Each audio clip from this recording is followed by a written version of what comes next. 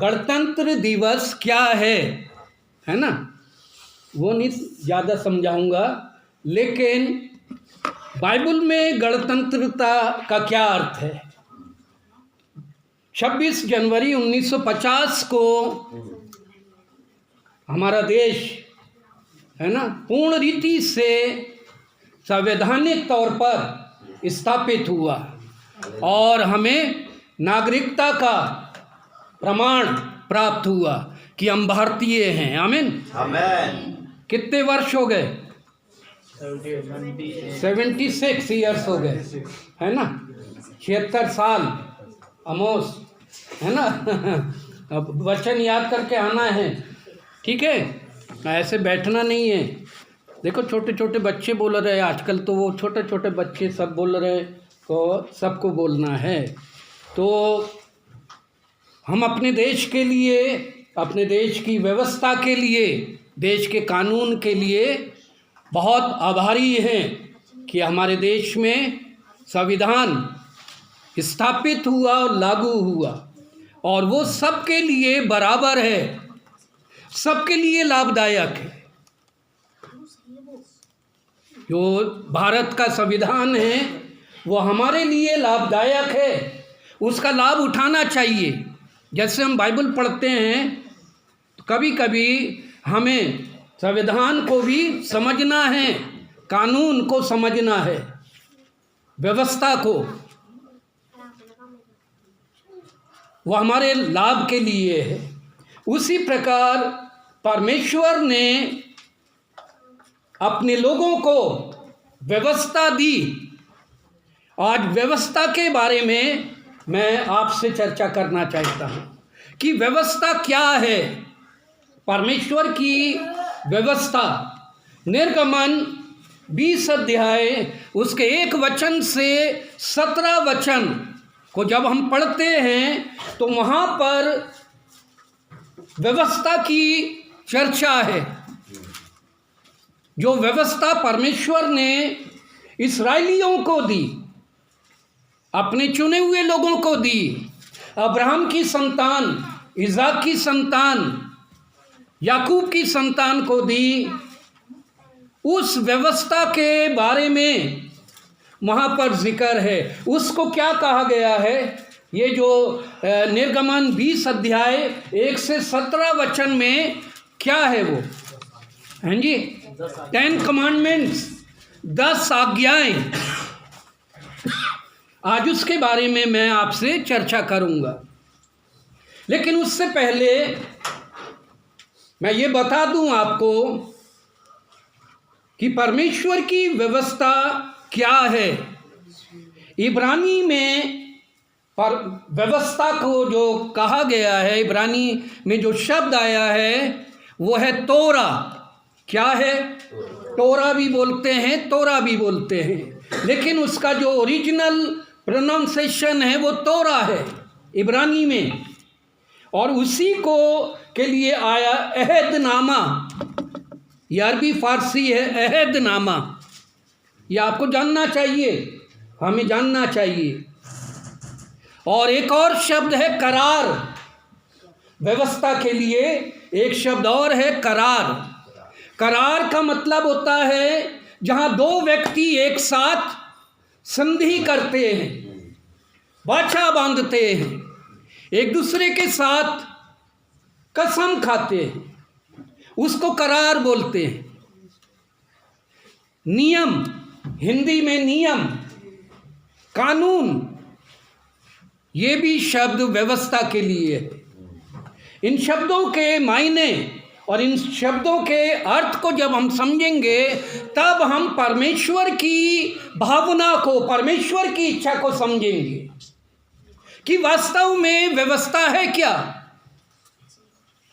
हम अधिकतर ये जानते हैं कि परमेश्वर ने व्यवस्था उस समय दी जब इस्राएलियों को परमेश्वर ने अपने दास मूसा के द्वारा मिस्र से छुड़ाया, और जब वो सीने के जंगल में पहुँचे, सीने नाम के जंगल में जब उन्होंने डेरे डाले, तब मूसा परमेश्वर की उपस्थिति में चला गया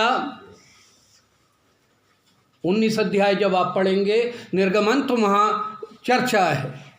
और परमेश्वर से मूसा की वार्तालाप हुई, बातचीत हुई। उस समय परमेश्वर ने मूसा को ये तमाम आज्ञाएं दी कि जाकर इस्राएलियों को, मेरे लोगों को ये बातें बता दे, सिखा दे कि वो इसको स्वीकार करें, ग्रहण करें और इसके अनुसार जीवन व्यतीत करें। आमीन, आमीन। लेकिन उत्पत्ति 26 अध्याय उसका 5 वचन जब हम पढ़ते हैं तब हमें मालूम होता है कि परमेश्वर ने अपनी व्यवस्था को प्रारंभ से अपने चुने हुए लोगों से चर्चा की है, व्यवस्था की बातों को बताया है। पढ़िए उत्पत्ति 26 उसका 5 वचन। क्योंकि अब्राहम ने मेरी मानी और जो मैंने उसे सौंपा था, क्योंकि अब्राहम ने मेरी मानी और जो मैंने उसे सौंपा था, और जो मैंने उसे सौंपा था उसको और मेरी आज्ञाओं, विधियों और व्यवस्था का पालन किया। हाँ, उसने मेरी आज्ञाओं का, विधियों का पालन किया, और जो कुछ मैंने उसे सौंपा था उसको उसने क्या किया? पालन किया है।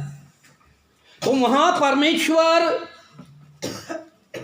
इज़ाक को, है ना, व्यवस्था दे रहा है, व्यवस्था के अर्थ को, व्यवस्था के मूल्य को बता रहा है।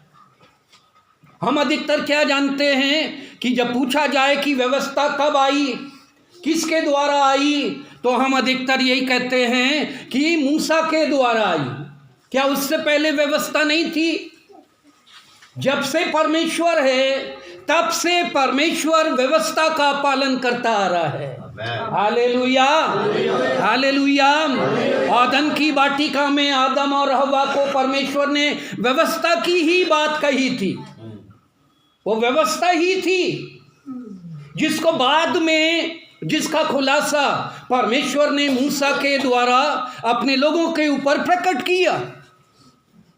और आदम और हव्वा से व्यवस्था की क्या बात कही थी कि तुम इस वाटिका में रहो, इसके सारे फल खाओ, लेकिन जीवन वृक्ष हैं, एक जीवन वृक्ष का फल था उसको नहीं खाना है। जीवन का वृक्ष का फल नहीं है, भले और बुरे के ज्ञान के वृक्ष के फल को नहीं खाना। जीवन का वृक्ष तक तो वो पहुंच ही नहीं पाए थे, वो तो अलग था।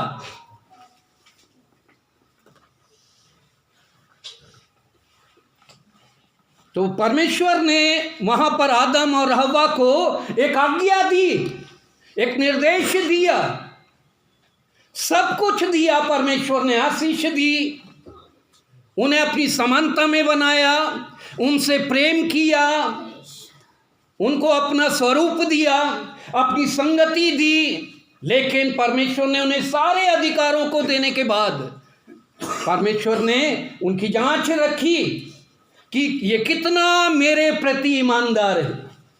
आमीन, हालेलुया। हर एक दुनिया में कोई ऐसा बनिया नहीं होगा जो जिसके पास तराजू नहीं होगा। हाँ जी, क्यों भाई? बिना तराजू के कबाड़ी भी नहीं घूमते। कबाड़ी भी कबाड़ तराजू से तौल के ले जाता है। तो ये तराजू है क्या? बताइए, तराजू क्या है? कम और ज़्यादा नापने वाली चीज़ है ना, व्यवस्था। उसी को कानून कहा जा सकता है ना। हमारे जो अदालत है वहाँ पर जो कानून की देवी है वो अंधी है, उसकी आंखों पर पट्टी बांधी और उसके हाथ में एक तराजू है। हमारे परमेश्वर की आंखों पे पट्टी नहीं है, और हमारे परमेश्वर के पास जो तराजू है और जो बाट है उसमें कोई भी हेर फेर नहीं है। मतलब परमेश्वर का जो सिद्धांत है, परमेश्वर के मापने की जो डोरी है, परमेश्वर का जो मूल्यांकन है मेरे और आपके प्रति, वो बिल्कुल सटीक है। हालेलुया। परमेश्वर ने आज्ञा दी आदम और हवा को कि तुम ये नहीं करना, और ऐसा करने से क्या होगा? हैं जी, क्या होगा? तुम मर जाओगे, तुम निश्चय मर जाओगे। लेकिन वो मरे नहीं, लेकिन फिर भी मरे, आत्मिक रीति से मर गए। और वो जो आत्मिक रीति से मरना है वही है परमेश्वर से विच्छेद, परमेश्वर से अलगाव, परमेश्वर की महिमा से रहित हो जाना, आत्मिक मृत्यु, है ना। पास्टर जी इसी पे कुछ आज, है ना, बोल रहे थे, मुझे भूमिका दे देते हैं। आत्मिक मृत्यु और आत्मिक जीवन परमेश्वर ने हमारे लिए रखा है। आमीन।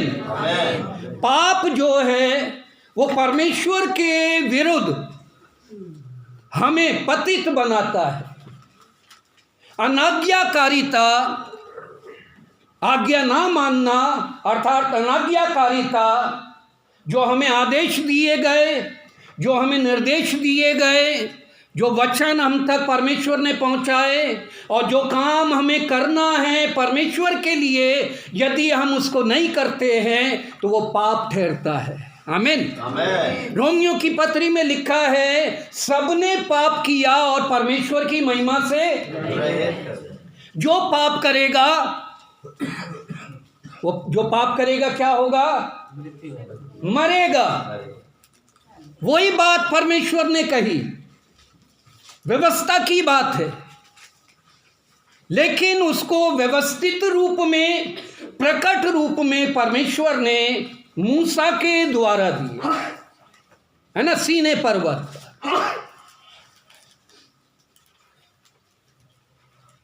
परमेश्वर ने जो व्यवस्था, जिसको हम 10 कमांडमेंट्स बोलते हैं, 10 आज्ञाएं बोलते हैं, उसका प्रमुख उद्देश्य, मुख्य उद्देश्य क्या है, क्यों दिया परमेश्वर ने, वही मैं बताऊंगा।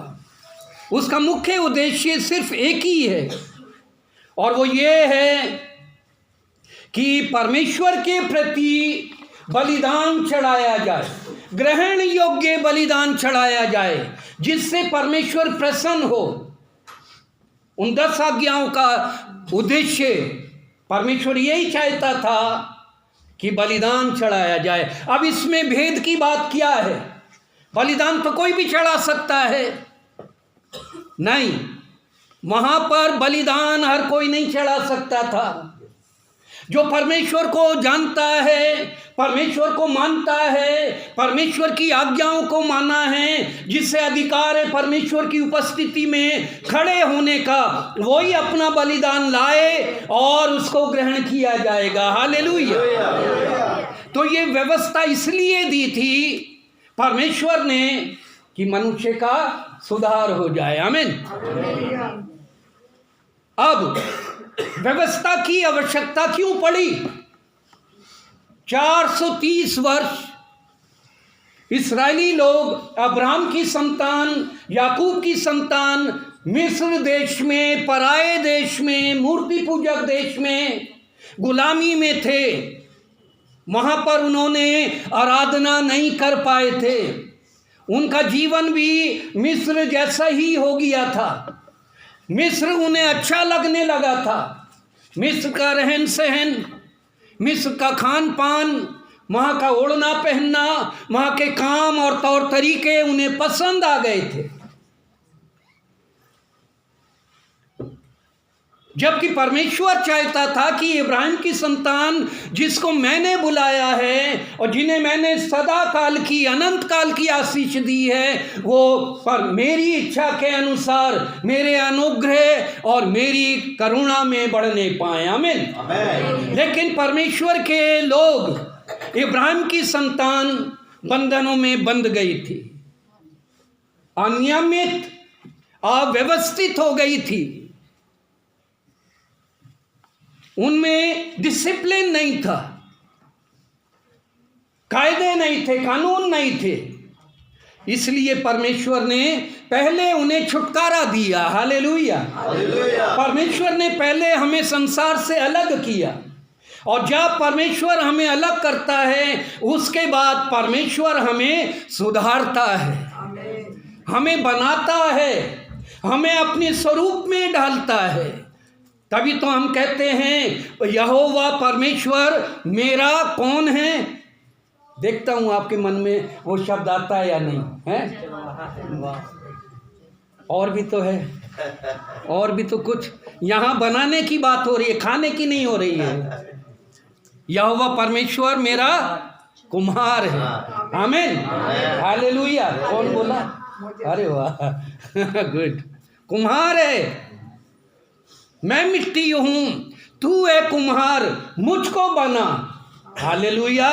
और एक कुम्हार की आप सोचें, विचार करें, कुम्हार मट्टी लाता है और कैसी स्थिति से मट्टी लाता है, कहाँ से, जंगल से, किस प्रकार उसमें झाड़ झंकाड़, कांटे और पत्थर और क्या क्या मिला रहता है। कुम्हार को जाके देखिएगा, यहाँ पर कुम्हार बस्ती है, कहाँ है? बिंदापुर हैं। जाइए और उनको देखिए बैठकर कि वो लोग किस प्रकार तैयारी करते हैं एक पात्र बनाने के लिए। मट्टी को लाते हैं, छानते हैं और उसको बिल्कुल चिकना बनाते हैं, फिर कितने दिन पानी में डुबाते हैं और उसमें क्या क्या मिलाते हैं कि वो टूटने ना पाए, और उसको पैरों से रौंदते, हाथ से रौंदते, जैसे भी होता है मुलायम हो जाए, और फिर उसके बाद चाप पे रखते हैं। चाप पे रखने के बाद एक सुंदर पात्र बनाते हैं और उसको एक बर्तन बनाने के बाद उसे धूप में सुखाते हैं, फिर आग में तपाते हैं, फिर उसके ऊपर रंग करते हैं, फिर बाजार में रखते हैं और तब उसकी सही कीमत आंकी जाती है। आमीन। ऐसे ही ये मट्टी के बर्तन हमारे पास नहीं आ जाते, इसलिए परमेश्वर को कहा जाता है तू मेरा कुम्हार है, मैं मिट्टी हूँ, मुझे बना। इस्राएलियों का यही हाल था, मेरा और आपका यही हाल था। जब परमेश्वर ने मुझे और आपको चुना, अपने बुलाए जाने को सोचें, अपने चुने जाने को सोचें, हम किस परिस्थिति में थे, कौन थे हम, हैं जी? विचार करें कौन थे। मैं तो विचार करता हूँ और करना भी चाहिए, मैं कौन था। अगर परमेश्वर नहीं चुनता तब मेरा क्या होता। हालेलुया। मुझे एक गीत याद आता है, जब से प्यारा यीशु आया मेरा जीवन बदल गया। आमीन। जब यीशु आता है, यीशु आया, यीशु ने हमारे जीवन को बदल दिया। पहले हम अव्यवस्थित थे। ये कलीसिया जो है एक इंस्टीट्यूट है, एक स्कूल है, एक विद्यालय है। यहाँ हमें सिखाया और पढ़ाया जाता है, यहाँ हमें दुरुस्त किया जाता है। हालेलुया। जैसे नाई की दुकान है ना, कैसे भी बाल वाला चला जाए वहाँ सेट हो जाता है। कपड़े की दुकान, दर्जी कैसा भी कपड़ा लिया ये काट के बिल्कुल शेप में बना दिया जाता है। ढाबा कुछ भी लिया, ये लौकी, गोभी, कद्दू, बैंगन बढ़िया मसालेदार बना के आपको खिला दिया जाएगा। हम मीट मछली भी ला सकते हैं, जो आपकी पसंद। कलीसिया ऐसे ही है। आमीन। कलीसिया कोई संस्था नहीं है, धार्मिक स्थान नहीं है, हमारे सुधार गृह है ये। हालेलुया।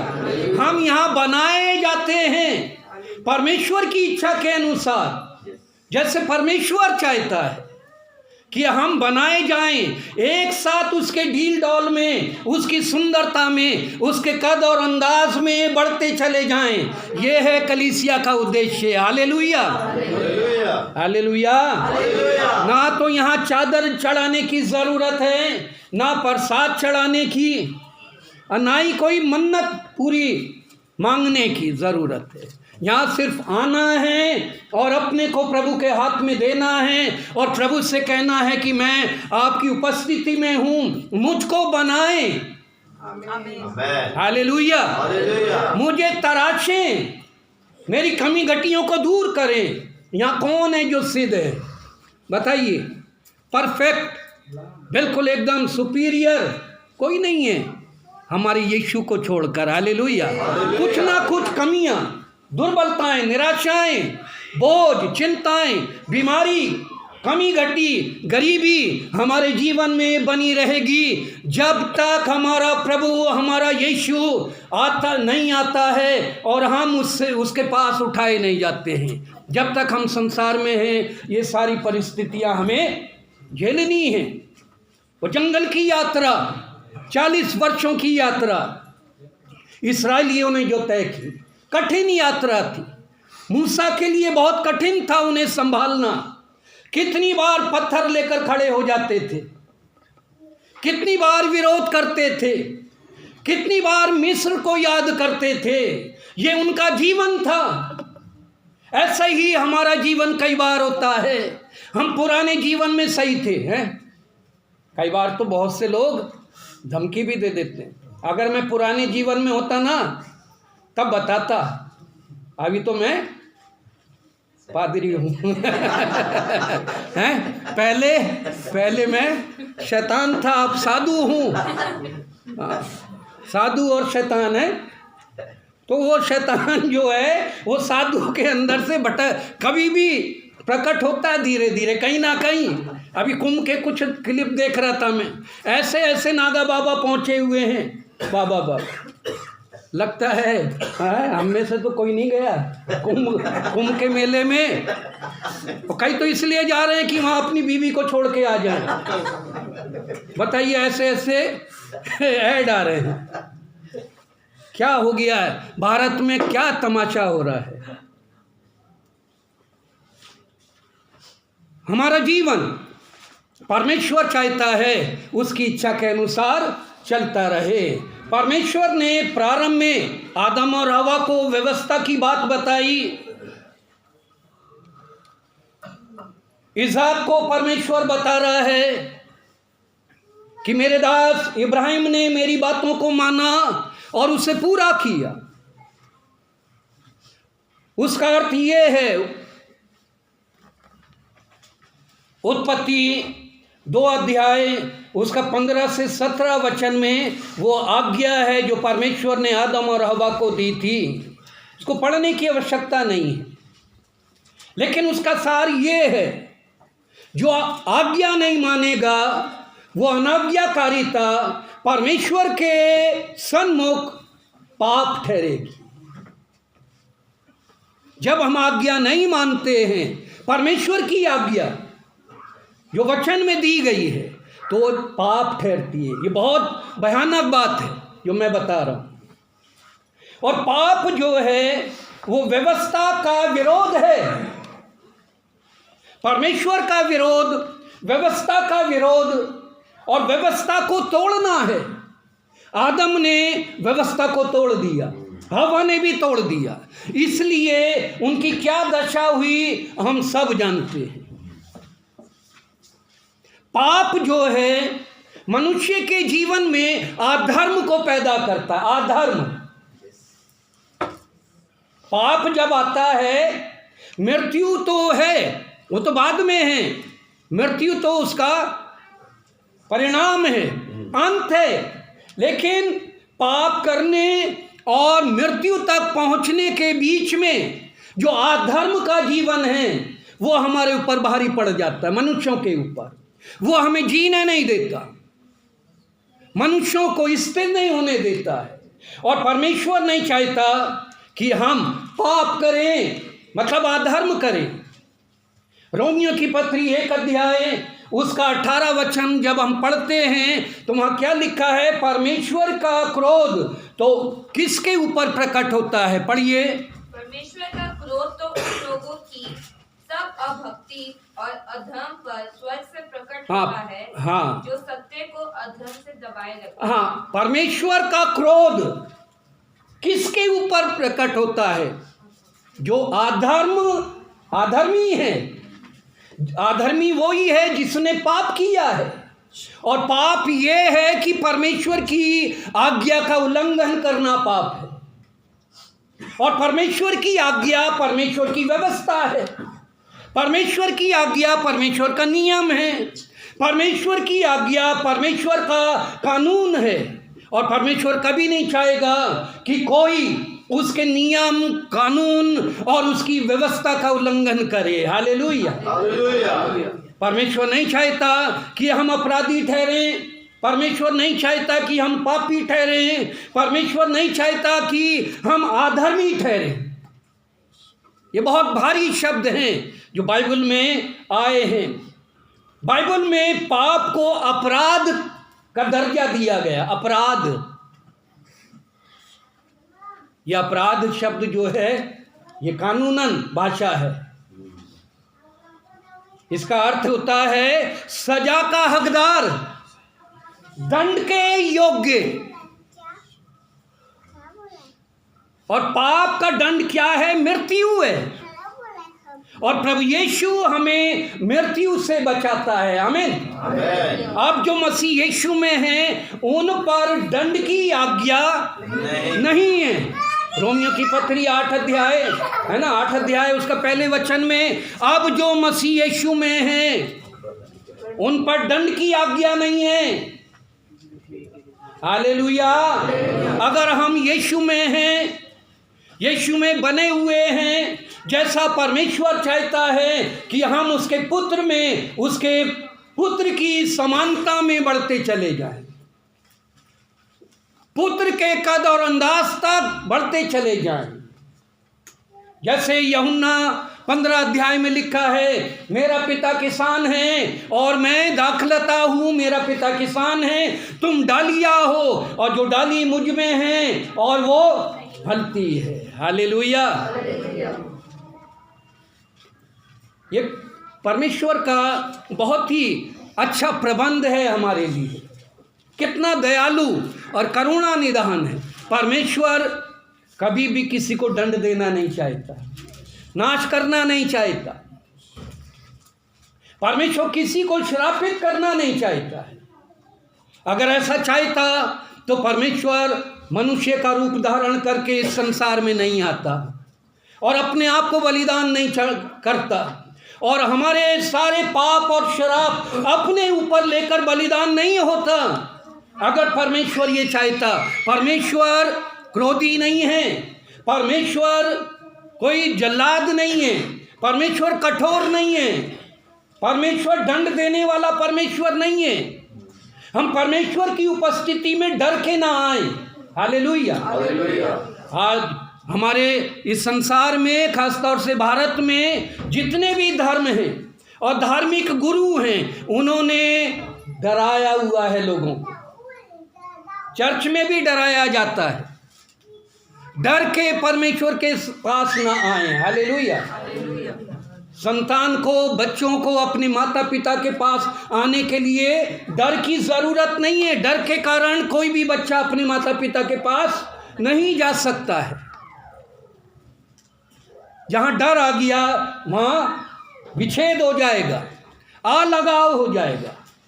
परमेश्वर हमें डराना नहीं चाहता। बाइबल में पाप को अपराध का दर्जा दिया गया है। पहला यूहन्ना 3:4 पढ़िए। जो कोई पाप करेगा वो मरेगा। पढ़िए। जो कोई पाप करता है वह व्यवस्था का विरोध करता है। हाँ, जो कोई पाप करता है वो व्यवस्था का विरोध करता है। और पाप तो व्यवस्था का विरोध है। पाप व्यवस्था का विरोध है। और जो पाप है वो अनाज्ञाकारिता का पाप है, मतलब व्यवस्था का विरोध, आज्ञा उल्लंघन करना। छोटी छोटी आज्ञाओं को हमें मानना है, उन्हें गंभीरता से लेना है। एक कान से सुनना, दूसरे से निकाल देना नहीं। अरे मम्मी तो बोलती रहती, पापा का तो काम है, अरे चलो। मेरा छोटा भाई था, है अभी भी, पापा रोज उसको डांट पड़ती थी। तो हम लोग गए शादी के बाद, केजी अभी गई तो भाभी को दिखाने के लिए उसको डांट पड़ रही खूब। सुबह सुबह का टाइम है, ये है वो है, फलाना ढिमकाना, टाइम नहीं, ये नहीं वो नहीं, ठीक से नहीं उठना। माता पिता घर में व्यवस्था चाहते, कानून चाहते। तो पापा ने डांट दिया, ठीक है, शांत हो गए, उधर चले गए। भाभी के पास आया, भाभी सुन रही थी, केजिया सुन रही थी। बोले भाभी चिंता मत करिए, ये तो रोज का टॉनिक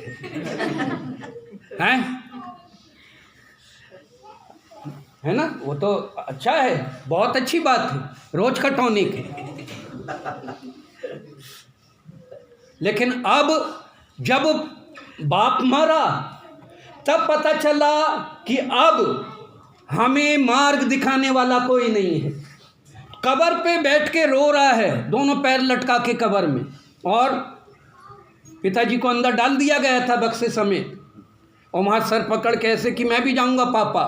मैंने कहा जीवन भर तो तूने मजाक उड़ाया, ठट्टा किया, बाप की एक भी बातों को नहीं माना, और जब बाप मर गया अब बोलता है कि साथ में मैं भी जाऊँगा, नहीं तो मैं नहीं जाने दूँगा। बताइए, ये नादानी है, नासमझी है, या जो भी बोले, पागलपन। लेकिन जब परमेश्वर हमें हिदायत दे रहा है, हम उसकी बातों को ठट्टों में ना उड़ाएं, मजाक में ना लें, सरलता से ना लें, गंभीरता से लें, और वो पूरी तरह से परमेश्वर के जो प्रभावशाली बातें हैं, वचन हैं, प्रतिज्ञाएं हैं, वो आपके जीवन में निश्चय पूरी होंगी।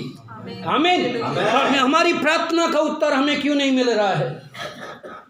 परमेश्वर हमें आशीष क्यों नहीं दे रहा है? शैतान हमारे घरों में हमारे ऊपर क्यों हावी हो रहा है? हम क्यों रोगी और दुर्बल हैं, लाचार हैं? हमें क्यों आशीष नहीं मिल पा रही है? इसका कारण यह है कि कहीं ना कहीं हम व्यवस्था का उल्लंघन कर रहे हैं। वो व्यवस्था नहीं जो इस्राएलियों को दी गई, उसकी तो बात ही नहीं की अभी मैंने। वो व्यवस्था जो परमेश्वर का नियम है, परमेश्वर की आज्ञा है, परमेश्वर का वचन है, जो बातें परमेश्वर ने यहोशू से कही कि मेरी व्यवस्था की ये बातें तेरे चित्त से कभी ना उतर नहीं पाए। हालेलुया।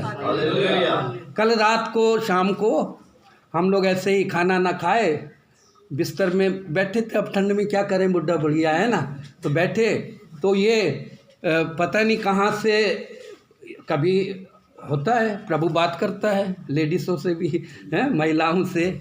तो बोले हबक्कुक की किताब है, हबक्कुक की ना, हाँ, वो उसमें क्या है। मैं भी चक्कर में कि अब सोने का टाइम हो रहा है, अब बाइबल क्लास शुरू करनी पड़ेगी, हैं। तो मैंने कहा अच्छा ठीक है, बताओ क्या है। बोले वो उसमें परमेश्वर ने मुझे हिदायत दी है पढ़ने के लिए, उसमें कोई संदेश है। तो मैंने कहा अच्छा ठीक है, और मैं कह के सो गया। सुबह मुझे याद आया हबक्कुक की किताब, फिर मैंने निकाली अपनी कमेंट्री, और मैंने खोल के दे दी कि मैंने कहा ये लो पढ़ो सुबह सुबह हबक्कुक ने क्या कहा। तो फिर मैंने पूछा पढ़ने के बाद कि क्या है उसमें। बोले परमेश्वर का संदेश है, परमेश्वर की आज्ञा का पालन करने का निर्देश है। मैंने कहा अच्छा ये तो बहुत बड़ी बात है, बहुत अच्छी बात है, 26 जनवरी है ना और ये तो कॉन्स्टिट्यूशनल डे है, या आज्ञा को मानना है।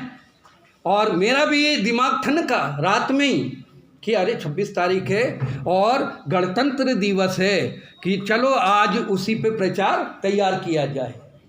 तो रात में प्रचार तैयार किया। खैर, कहने का अर्थ ये है कि परमेश्वर की व्यवस्था, परमेश्वर के नियम, परमेश्वर की जो बातें हैं, वो परमेश्वर चाहता है कि हम उसे माने और वैसे का वैसा ही पूरा करें। उससे ना तो दाएं मुड़े ना बाएं मुड़े। हालेलुया। ना कम और ना ज़्यादा, ना तो बढ़ाएं ना घटाएं। अपनी बुद्धि, अपना विवेक, अपना दर्शन, अपना प्रकाशन उसमें ना डालें, जैसा है वैसा ही ले लें। हालेलुया। फिर देखें कितनी प्रभावशाली रूप में वो वचन हमारे जीवन में सामर्थ के काम प्रकट करेगा, क्योंकि वो वचन जो है आदि में था, और वो वचन परमेश्वर के साथ था, और वो वचन परमेश्वर था, और वो उसी वचन के द्वारा सारे सृष्टि हुई है। हालेलुया। और वो वचन देदारी हुआ, हमारे बीच में डेरा किया, और उसने वायदा किया है मैं सदा तुम्हारे साथ रहूंगा। इफिसी 2:1, उसमें अपराध के लिए यूनानी भाषा में एक शब्द आया, अपराध के लिए, अपराध शब्द के लिए यूनानी लैंग्वेज में एक शब्द आया है पैरापटोमा, ग्रीक वर्ड है ये पैरापटोमा, और इसका जो अर्थ है वो ये है कि परमेश्वर का सामना करना, परमेश्वर का विरोध करना, परमेश्वर को वो स्थान ना देना जो परमेश्वर चाहता है। जैसा कि रोमी 1:18 में हमने पढ़ा कि परमेश्वर का क्रोध किन के ऊपर पड़ता है, जो सत्य को असत्य से, धर्म को अधर्म से दबा देते हैं, बदल देते हैं, अर्थात झूठ बोलते हैं, पाखंड करते हैं, दिखावा करते हैं, परमेश्वर की बातों में मिलावट करते हैं। आजकल बहुत चल रहा है, हम सावधान हो जाएं, सावधान हो जाएं। ऑनलाइन प्रचारकों से तो बहुत ही ज़्यादा सावधान हो जाइए आप। ऑनलाइन कभी इनके चक्कर में ना पड़े। कलीसिया में आपको क्या सिखाया जा रहा है, कलीसिया में आपको क्या शिक्षा दी जा रही है, उसमें दृढ़ होते चले जाएं। हालेलुया, आमीन।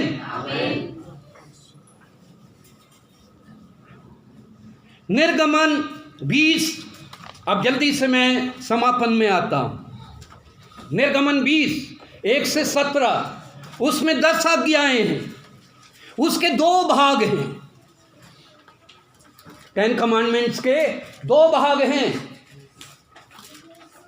पहले भाग में 4 बातें हैं। यदि आप पहला भाग उसका पढ़ेंगे तो उसमें 4 बातें हैं, 1 वचन से 12 वचन तक। अगर बारी बारी से करके एक एक बात हम उसको पढ़ लें तो वहाँ पर 4 बातें, पहले भाग में 4 बातें हैं। तो पहली बात क्या है, मैं पढ़ रहा हूँ यहाँ आपके 3 वचन से। तू मुझे छोड़ दूसरों को ईश्वर करके ना मानना।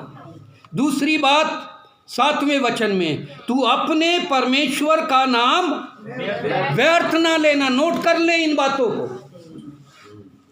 ये इस्राएलियों के लिए नहीं है केवल, ये हमारे लिए और परमेश्वर के लिए हैं ये बातें। तीसरी बात है वो 9 वचन में, तू विश्राम दिन को पवित्र मानना। फिर चौथी बात 12 वचन में है, तू अपने पिता और अपनी माता का आदर करना।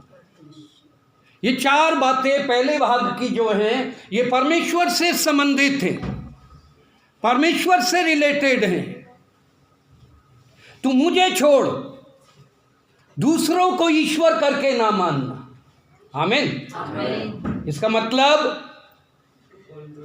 परमेश्वर को मालूम है, परमेश्वर जानता है इस संसार में बहुत से ईश्वर हैं जो मनुष्यों ने स्थापित कर दिए हैं,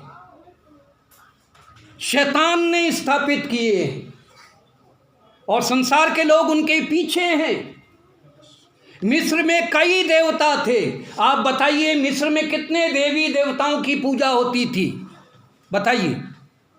हैं जी, नहीं मालूम? 33 करोड़ नहीं, मिस्र में।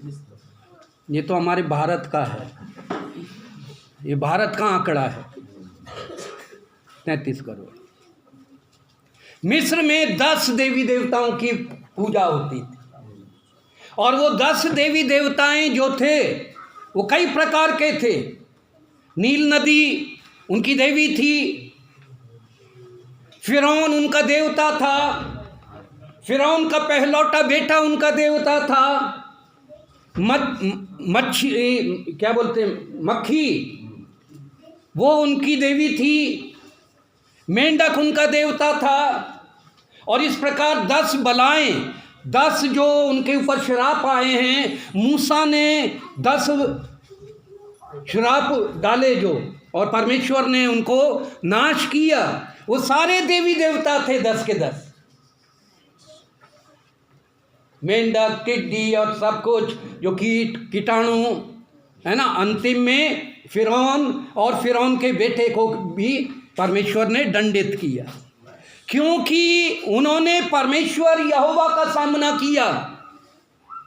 यहोवा परमेश्वर का अनादर किया मिस्र में। फिरौन ने क्या कहा, मैं नहीं जानता तेरा यहोवा कौन है। तब परमेश्वर ने अपनी महानता, अपनी सामर्थ मिस्र में प्रकट की। हालेलुया। और सबसे पहला दंड वहीं दिया परमेश्वर ने, नील नदी में।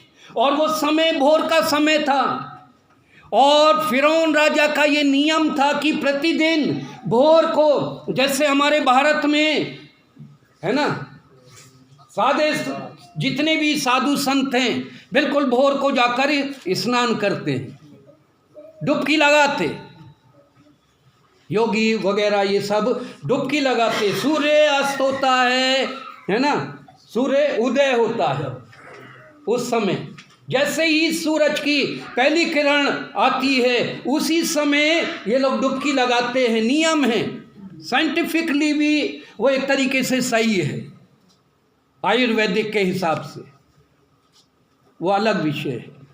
तो फिरौन वहाँ जाकर भोर को डुबकी लगाता था। जब डुबकी लगाई उसी समय परमेश्वर ने मूसा से कहा, अपनी छड़ी नील नदी पे बढ़ा दे, और नील नदी का पानी लहू हो गया। और जैसे ही फिरौन बाहर आया पूरा खून में लथपथ था।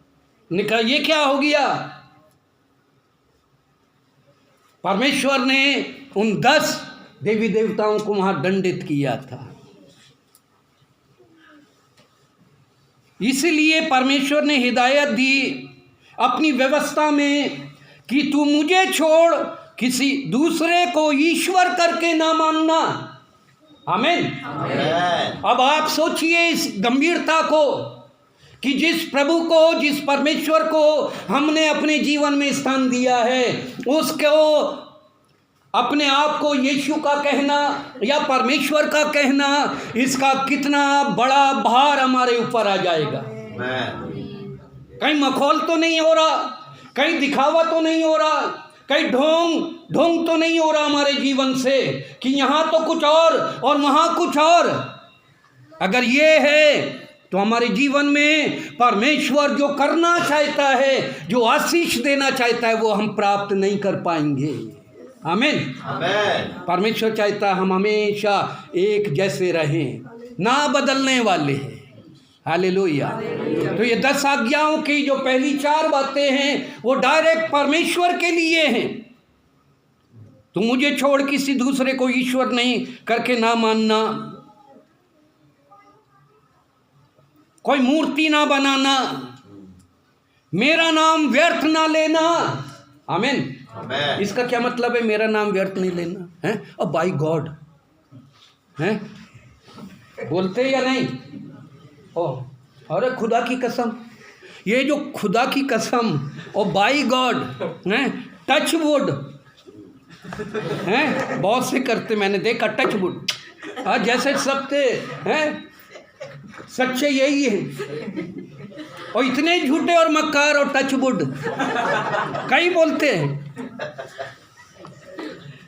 बाय गॉड, बाय गॉड, अच्छा बाय गॉड मतलब खुदा की कसम। खुदा की कसम है, और जो कसम खाई है खुदा के सामने उसका कोई वजूद नहीं, अपना काम चलाने के लिए खुदा की कसम। ये कसम खाने वाले झूठे होते हैं, मक्कार होते हैं, इनके चक्कर में मत आइएगा कभी।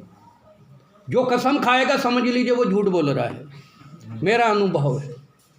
परमेश्वर के लोगों को अब कसम खाने की ज़रूरत नहीं है। हालेलुया। परमेश्वर कसम खाने वाली चीज़ नहीं है कि हम परमेश्वर को कसम खा के बहला दें, नहीं। तो मुझे छोड़ किसी दूसरे को ईश्वर करके ना मानना। हालेलुया। ये परमेश्वर का लगाव है, परमेश्वर की इच्छा है, परमेश्वर हमसे प्यार करता है। और जो प्यार की परिभाषा है ना, वो बहुत गंभीर है।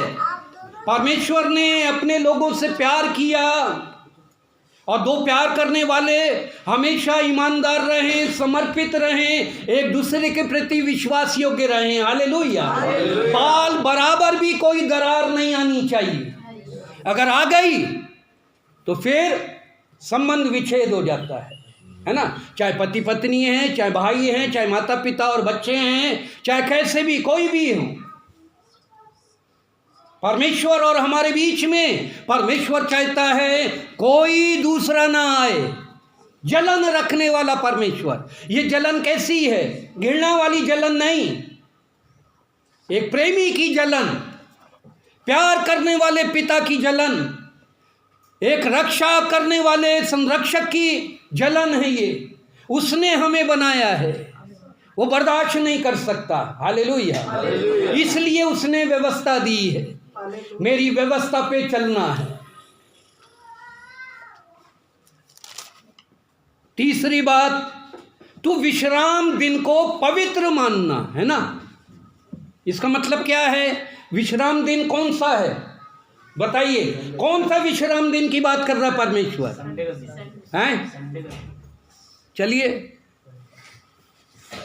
हैं यहूदियों ने, व्यवस्था को मानने वालों ने विश्राम दिन शनिवार है ना, सप्ताह का 7वां दिन विश्राम दिन है व्यवस्था के अनुसार, यहूदियों के कैलेंडर के अनुसार वो विश्राम का दिन, क्योंकि परमेश्वर ने विश्राम किया। हालेलुया। परमेश्वर ने 6 दिन सारी सृष्टि की, 7वें दिन विश्राम किया। क्यों किया? क्या जरूरत है? परमेश्वर को विश्राम की जरूरत नहीं, परमेश्वर ने हमें सिखाया। हालेलुया। कि हम अपने लिए समय निकालें, हम परमेश्वर के लिए समय निकालें।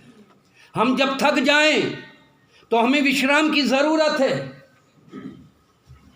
रुकने की जरूरत है, ठहरने की जरूरत है, ताकि फिर से और आगे बढ़ सकें। हालेलुया। करते रहें, करते रहें, करते रहें और थक जाएं और वहीं रुक जाएं और मर जाएं। इससे बेहतर है कि परमेश्वर चाहता है कि हम रुकें, आराम दें अपने जीवन को।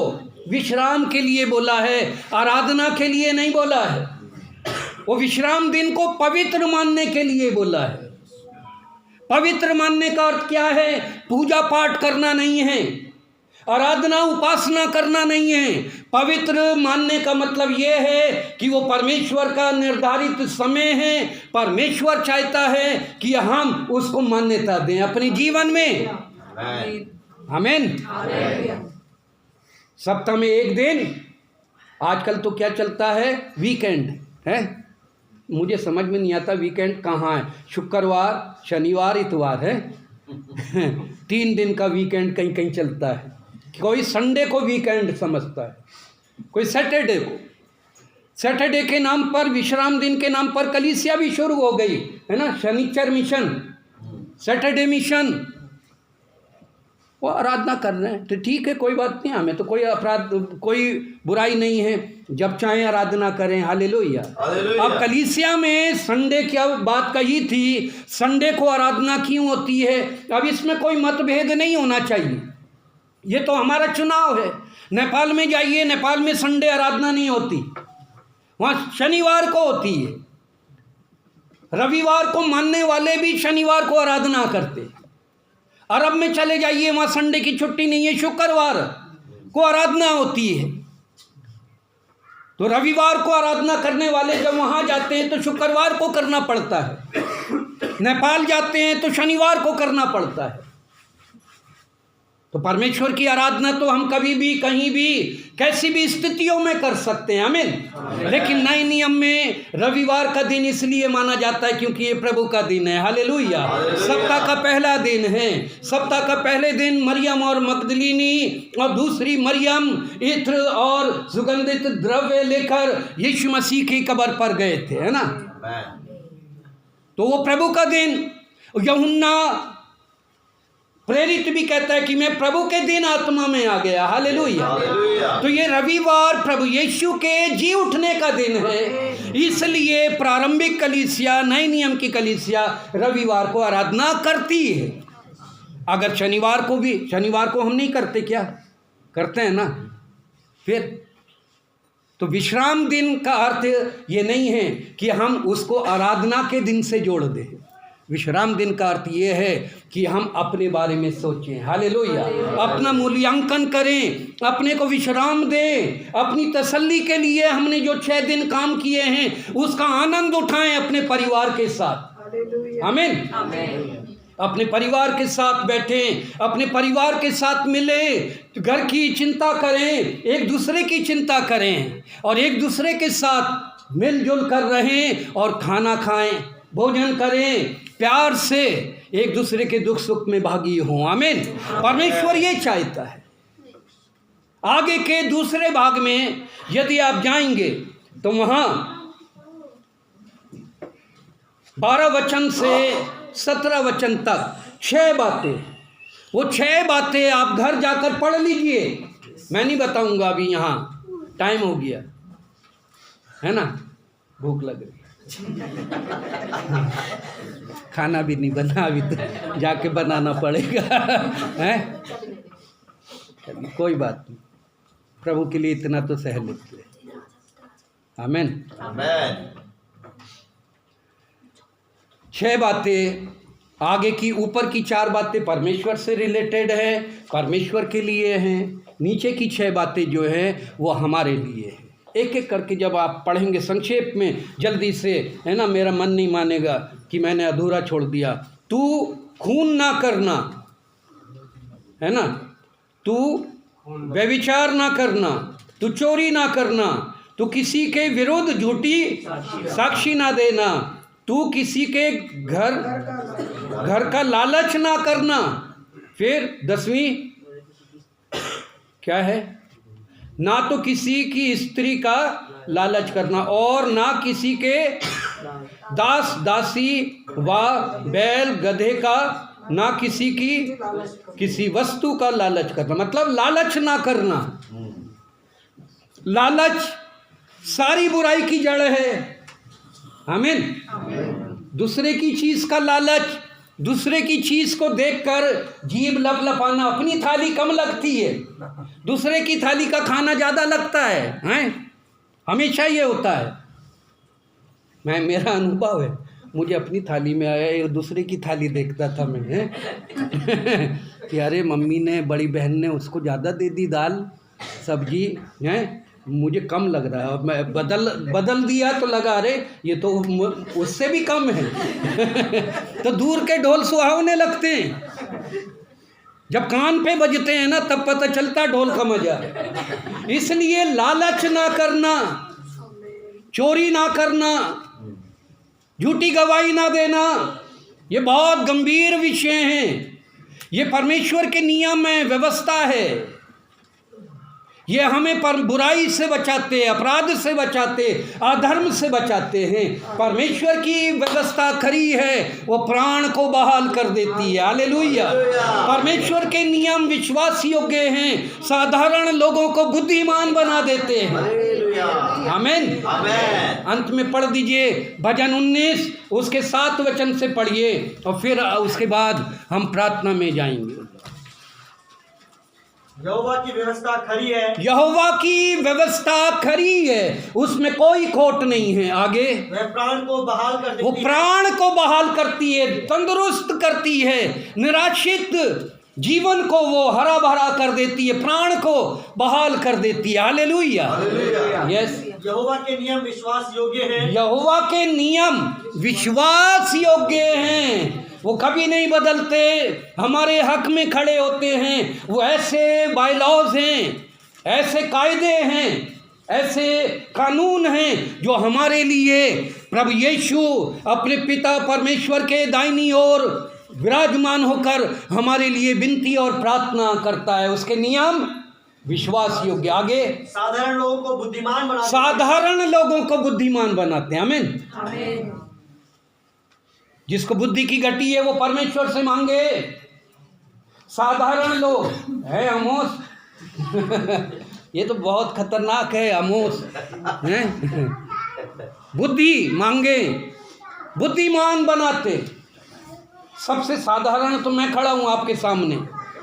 साधारण का मतलब यहाँ ये कि कुछ भी नहीं, कोई योग्यता नहीं, कोई क्षमता नहीं, लेकिन परमेश्वर ने जब चुना, परमेश्वर से मांगा, परमेश्वर ने अपनी बुद्धि, अपना ज्ञान, अपना प्रकाशन, अपनी हर एक बातों को हमारे जीवन में दिया है। हालेलुया। आज हमें इतना काबिल बना दिया कि 10 क्या, 100 क्या, 1000 क्या, कहीं भी खड़ा कर दें, हम परमेश्वर का बखान कर सकते हैं। आमीन। परमेश्वर की गवाही दे सकते, उसकी महिमा कर सकते, उसकी स्तुति करते हैं। वो हमें साधारण से असाधारण बना देता है। आगे पढ़िए जल्दी से। यहोवा के उपदेश सिद्ध है। यहोवा के उपदेश, उपदेश शब्द जो है उसका अर्थ होता है डॉक्ट्रिन।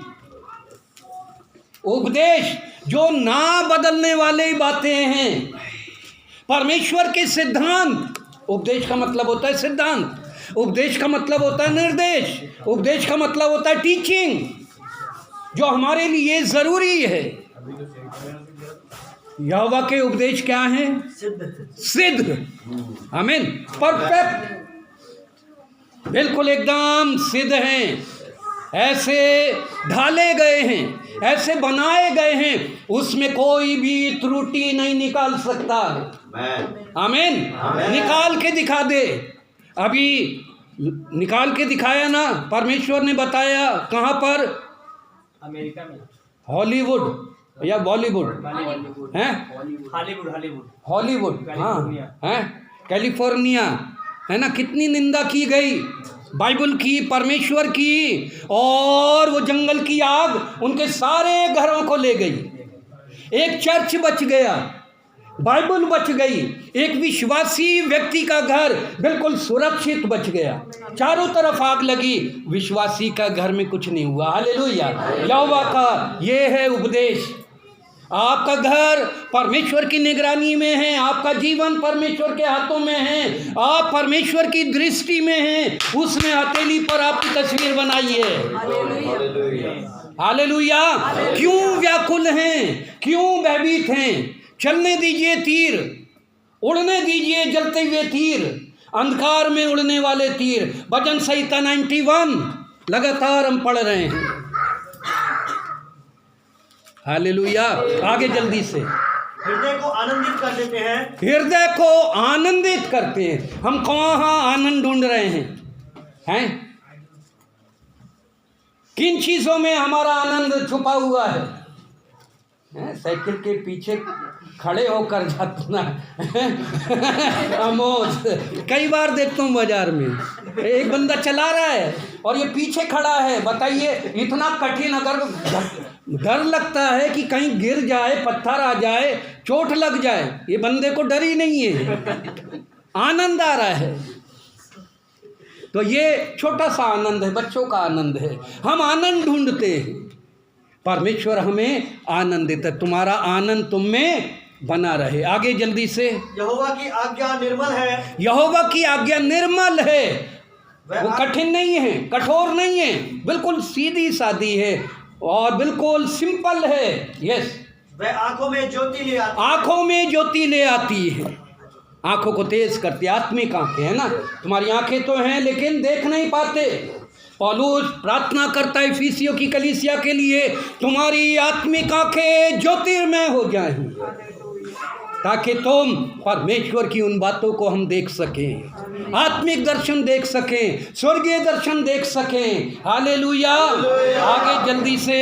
यहोवा का भय पवित्र है। यहोवा का भय पवित्र है और वह अनंत काल तक स्थिर रहता है। यहोवा का भय मानना, वो पवित्रता का, वो अंतिम समय तक, अनंत काल तक स्थिर रहता है। हालेलुया।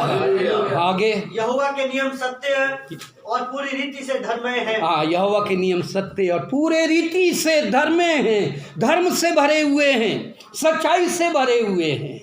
Hallelujah, hallelujah, hallelujah. यहोवा की व्यवस्था खरी है। परमेश्वर ने यहोशू से कहा, व्यवस्था की ये पुस्तक तेरे चित्त से कभी उतरने ना पाए। रात दिन इसी में ध्यान करते रहना। ध्यान करके देखिए, मनन करके देखिए, विश्वास करके देखिए, स्वीकार करके देखिए, प्रभु हमारे जीवन को सरल बना देगा, आशीषित बना देगा। सारे पहाड़ टल जाएंगे, अंधकार चला जाएगा, बंधन टूट जाएंगे, प्रभु हमें नया जीवन देगा। आमीन। God bless you, God bless. आमीन।